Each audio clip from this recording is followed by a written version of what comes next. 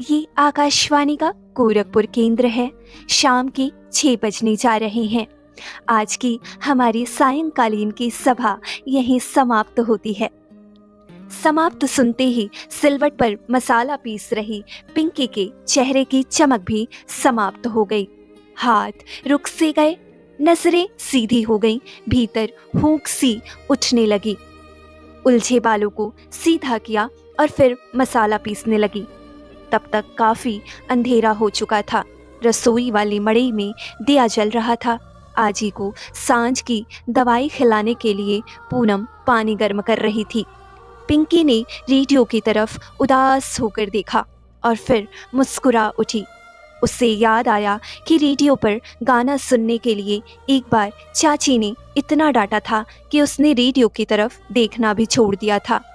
2 दिन गालियां सुनती रही, सिसक सिसक कर रोती रही। सब पूछते कि कहो पिंकी क्या हुआ, किसी ने कुछ कहा? लेकिन पिंकी ने न किसी से कुछ कहा था, न ही कुछ बताया था। बस कसम खाया कि आज के बाद रेडियो की तरफ आंख उठाकर नहीं देखना है।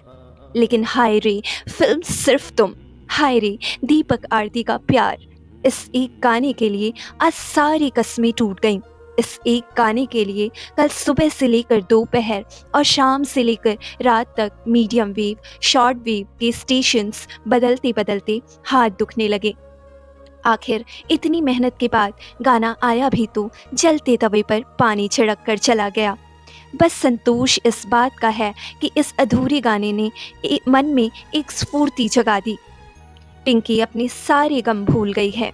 मसाले को कटोरी में रखकर उसने सोचना शुरू किया कि इन 2 दिनों में कितनी खुलकर सांसें आई हैं। हवा कुछ और ज़्यादा मादक लगी हैं, फूल कुछ और ज़्यादा सुंदर लगे हैं, कोयल कुछ और ज़्यादा गुनगुनाई है, गाय की बछड़ी पर ज़्यादा प्यार आया है, सरसों के रंग में रंगाई धरती और खूबसूरत हो उठी है। महादेवी जी की कविताएं पहले से ज़्यादा समझ में आई हैं, लेकिन ये कतई समझ में नहीं आया कि उसे कैसे कैसे सपने आने लगे हैं। पढ़ने बैठती है तो न जाने क्या क्या पढ़ने लगती है, लिखने बैठती है तो न जाने क्या क्या लिख देती है। कभी स्वेटर की डिज़ाइन बनाती है तो कभी मेहंदी की डिज़ाइन।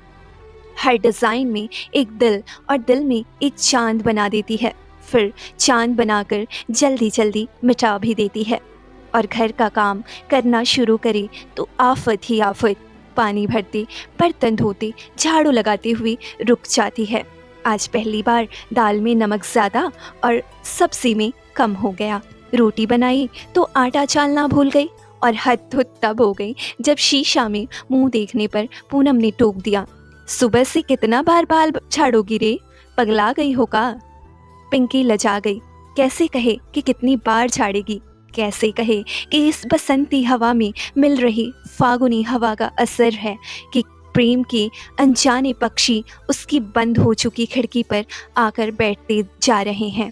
कौतुक से भरा उसका मन कभी मंटू के बारे में सोच रहा है तो कभी दीपक और आरती के बारे में।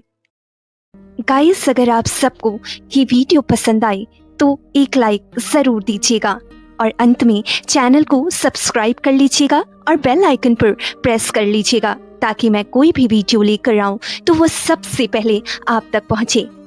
और आपसे अंत में यही कहूँगी कि अपना ख्याल रखें और खुश रहें, दूसरों को भी खुश रखें। जय श्री राम।